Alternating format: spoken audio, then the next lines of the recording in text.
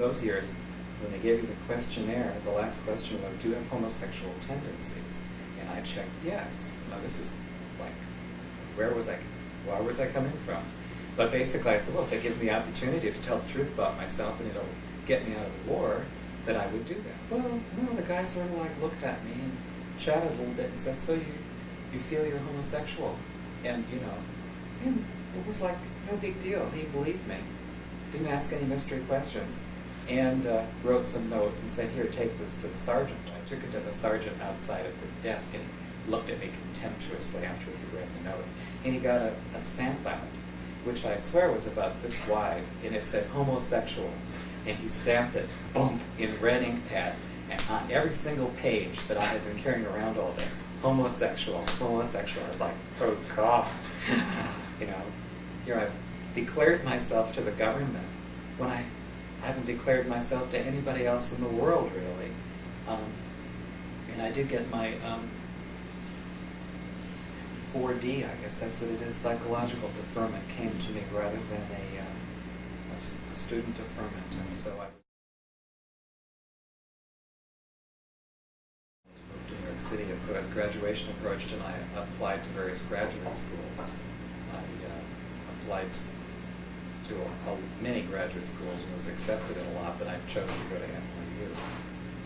Had I come out yet when I left Wisconsin? Not really, in that I certainly had gay friends, but we weren't having any sex together. We were more talking about gayness as a kind of cultural event. We certainly knew our gay cultural heroes. We'd been through our Oscar Wilde, we read our Christopher Isherwood, just, you know, all that kind of stuff we were aware of. But it happened on a personal day-to-day basis somewhere else, some later time when it'd start missing a lot of classes because there were Gay Liberation Front demonstrations to attend during the day. It seemed like many people involved in Gay Liberation Front were finding ways not to have regular full-time jobs or full-time class attending. I mean, the next big thing that occurred that got me much more involved in Gay Liberation Front was being beaten up on the street just before the first Gay Pride March, when I and 4 of my friends were leaving the first gay dance at Weinstein Hall in NYU. I marched in the first Gay Pride March with a great big bandage over my eye. So the 95th Street Collective shortly thereafter asked me to become a member.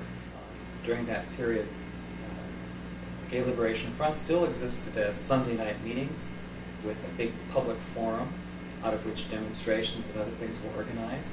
However, in addition, there was the committees that did a lot of the work, like the Aquarius Cell still did social events, and there was the Come Out Cell that published Come Out, and there were other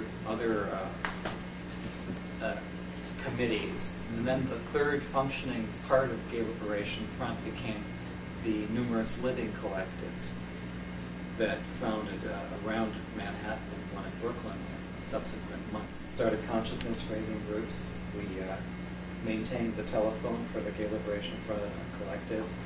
That just opened us up to an enormous amount of work. We helped set up a speakers bureau to respond to the many requests for speakers to the press, to schools.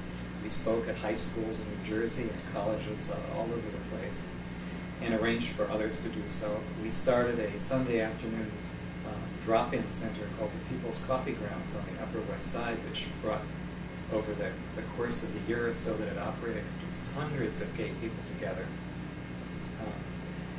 We were a stopping place for people from the Gay Liberation movement all over the country who stayed at our apartment. There was very little private life. I mean, this was like living one's politics day and night. It was exciting.